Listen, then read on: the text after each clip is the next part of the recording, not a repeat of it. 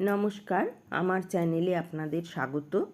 অনুরোধ রইল চ্যানেলটি সাবস্ক্রাইব করবেন, সঙ্গে থাকবেন।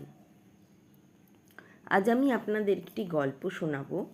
সেই গল্পটি হচ্ছে, যার নীতিকথা হয়, আমরা তো মৃত্যুকে সকলেই ভয় পাই। মৃত্যু আসবে মনে করে আমরা সর্বদাই ভীত হয়ে থাকি।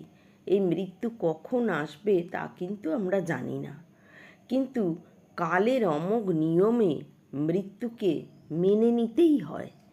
কেউ কেউ শোকে বিহ্বল হয়ে পড়েন, অন্যান্য সকল কাজকর্ম থেকে বিরত হয়ে পড়েন।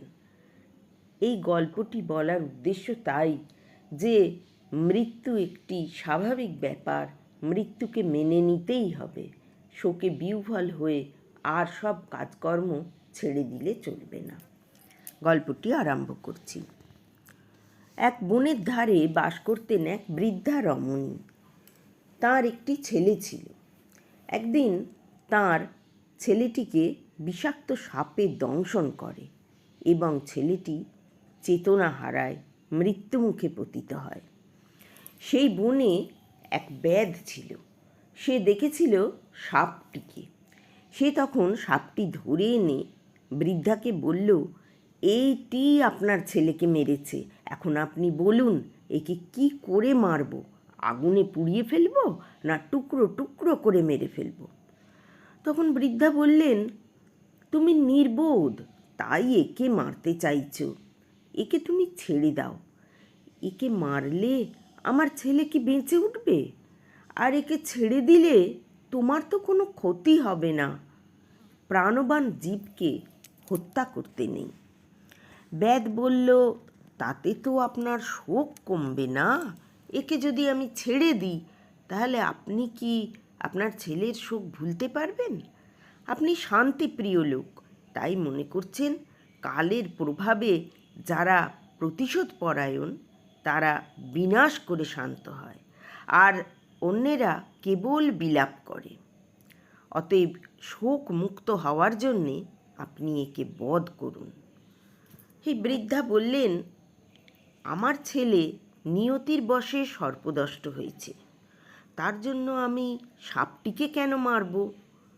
রাগ যদি পুষে রাখা হয় মনের মধ্যে, তাহলে কষ্টই বাড়ে। ব্যাধটি আবার বলল, একে বাঁচিয়ে রাখলে আরও অনেককে মারবে, আপনি একে হত্যা করার অনুমতি দিন। কিন্তু বৃদ্ধা কিছুতেই রাজি হলেন না। সাপটি তখন বলল, মৃত্যু দ্বারা প্রেরিত হয়েই আমি একে দংশন করেছি, কেন আমাকে দোষ দিচ্ছ? ব্যাধ তখন বলল, এই বালকের প্রাণনাশের কারণ তুমি, অতএব তোমারও মরাই উচিত, তোমাকে আমি মারব। তখন স্বয়ং মৃত্যু সেখানে উপস্থিত হলেন। বললেন, ওহে সাপ, আমি কাল দ্বারা প্রেরিত হয়ে তোমাকে পাঠিয়েছি, তুমি বা আমি কেউই দোষী নয়।